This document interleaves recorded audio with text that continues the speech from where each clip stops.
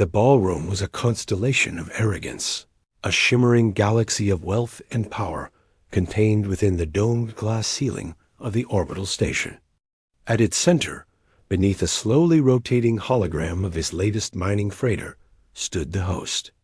He was a man built on deals, his smile a transactional curve, his eyes pricing every person and object in the room. His wealth was a well-known fact, a gravitational force that bent conversations and social orbits. He moved through the crowd with practiced ease, until his progress was subtly interrupted by a young woman carrying a tray of empty crystal flutes. She was staff, invisible by design, her uniform a simple dark gray against the sea of iridescent silks and tailored suits. A slight misstep, a minute shift of balance, and the edge of her tray caught the stem of a glass on a passing guest's table. It toppled, a single clear chime of shattering crystal on the polished floor. A pocket of silence spread. The host's smile did not waver, but his eyes cooled. He looked at the young woman, frozen, her face a mask of professional apology. Clumsy, he stated, the word not loud, but carrying. That baccarat piece was older than your grandparents. A relic of Earth. I'm so sorry, sir, she murmured. Already kneeling to gather the shard's dot, he watched her for a moment, an idea forming, a public lesson in mind. He raised his voice, just enough for the surrounding guests to tune in. Sorry doesn't rebuild legacy. Sorry doesn't restore beauty.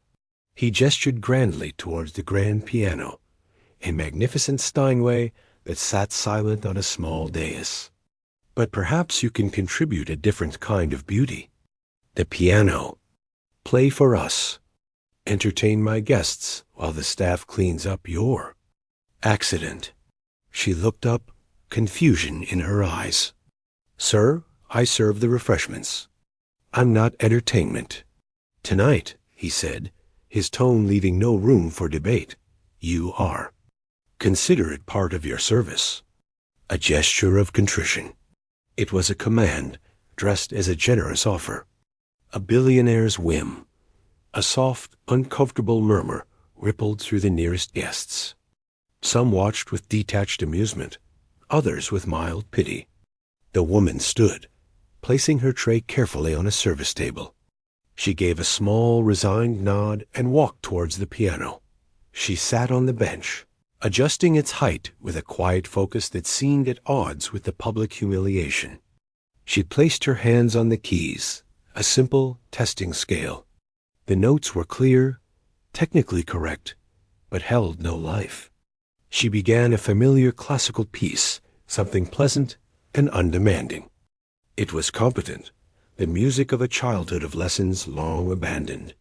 It faded into the backdrop of renewed conversation, oral wallpaper.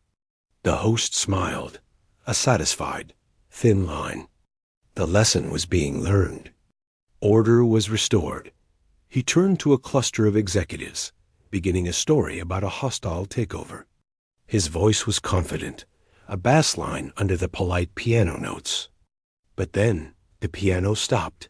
The sudden absence of sound, even unnoticed sound, created a subtle vacuum.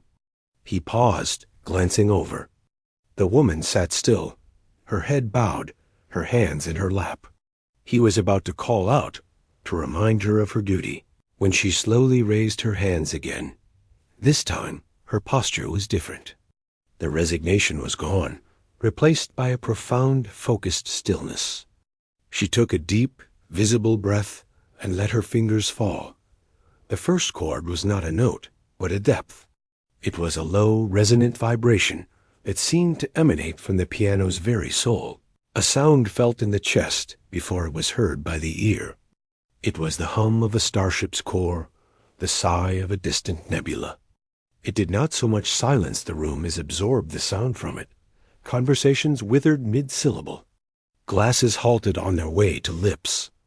The billionaire's anecdote died in his throat. What followed was not a song anyone recognized. It was not a melody in any traditional sense.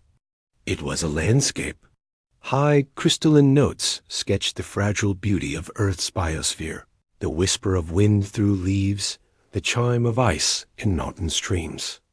Beneath it, a complex interweaving bass line began to build the relentless, logical, beautiful pulse of machinery, of cities, of ambition. The two themes met, danced, and began to war. The earth music frayed, stressed by the growing, pounding rhythm of progress. The notes sharpened, became dissonant, a cry of bending metal and scorched air dot. It was the sound of the Exodus. The desperate, glorious, terrible scramble for the stars. The music shifted. The pounding rhythm fractured, exploding into 1,000 glittering, arcing phrases, the founding of the orbital plates, the mining of asteroids, the birth of new societies in pressurized domes. It was triumphant, terrifying, and lonely. A haunting, minor key thread wove through it, a 5-note phrase that repeated, a question without an answer. It was the ghost of a blue-green world, now a museum piece seen from observation decks. The woman at the piano was gone. In her place was a conduit. Her eyes were closed, her face a canvas of intense, unguarded emotion. Sweat beaded at her temple. Her fingers were a blur, not of frantic speed, but of absolute, precise necessity. She was not playing the piano. She was unraveling history and knitting it back together with sound. The billionaire stood transfixed. He heard the shriek of mining lasers in the shrieking high notes. He felt the rumble of his own freighters in the deep bass tremors. That haunting 5-note question, it was the very same melody his corporate anthem was built upon, but stripped of its pompous brass and triumphant percussion. Here, it was raw. It was loss. He saw his first mine on Luna, a desolate pit. He remembered the first time he looked down at Earth, a marble behind tinted glass, and felt not wonder, but a calculative urge to possess. The music laid it bare. The ambition, the drive, the incredible, galaxy-shaping will, and the profound, unacknowledged cost. The beauty she was breaking was not that of a crystal glass. It was the beautiful, simple illusion of their own righteousness. A man near the front, a hardened asteroid steel magnate, had tears cutting clean tracks through his powdered cheeks. A famed socialite, known for her icy demeanor, clutched her arms as if suddenly cold, her eyes wide with the forgotten memory of a childhood seaside. The room was not just silent. It was muted. The music had not stopped their speech. It had reached in and stilled the very noise within them. The composition moved towards its close. The conflicting themes, the organic and the synthetic, the past and the future, did not find a tidy resolution. Instead, they began to weave together, forced into a new, uneasy harmony. It was not peaceful. It was powerful. It was the sound of a species that had traded a garden for a universe, carrying the ghost of the garden within every steel beam and starlight prayer. The final notes were a series of slow, deep chords, resonating with the terrible weight and awesome responsibility of what they had all become. The last vibration faded into the air silence, thick, total reverent silence. It stretched for seconds that felt like hours. The woman opened her eyes. She blinked, seeming to return from a vast distance. She gently lowered the piano's fallboard, a soft thud shockingly loud in the quiet. She stood, her movements weary, and stepped away from the instrument. She did not look at the billionaire. She did not look at the stunned, weeping, shattered assembly of the most powerful people in the sector. She simply walked back to the service table, collected her tray, and resumed her work. Moving towards the kitchens, the spell broke with a collective, shuddering intake of breath. There was no applause. Applause would have been an obscenity. People looked at each other, seeing strangers, seeing themselves truly. For the first time in decades, the host, the billionaire, remained rooted. His face, usually a monument of controlled expression, was pale. The lesson had been delivered, but he was the student. The forced performance had been a mirror, and it had shown him the cracks in his own foundation. He had wanted to demonstrate the gulf between value and service, between creator and server. She had shown him a deeper truth. The music she held was the very soul of the human journey. The drive he had monetized, the history he had commodified, she had just laid bare as a profound, shared tragedy and triumph. He watched her gray uniform disappear through the service door.